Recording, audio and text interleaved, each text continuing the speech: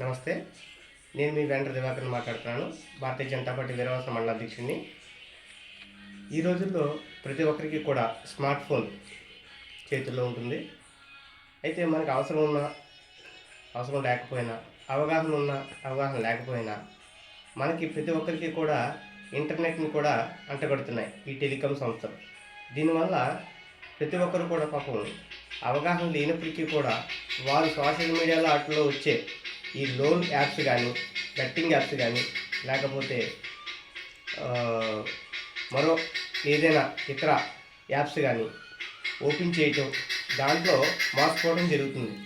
అయితే మోసపోయిన వారు బయటికి కనీసం చెప్పలేక, ఎవరికి కంప్లైంట్ చేయాలో తెలియక, ఇంట్లో వాళ్ళు కనీసం కుటుంబ సభ్యులకు కూడా తెలియక అలా మదనపడుతూ ఎన్నో కుటుంబాలు ఎంతోమంది పాపం రోడ్డున పడుతున్నారు.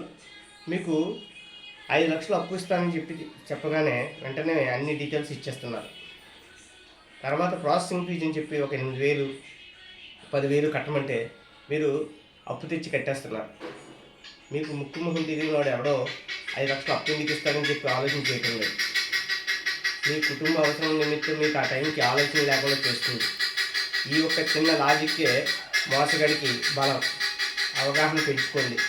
అటువంటివి ఏవి కూడా చెల్లుబాటు కావు.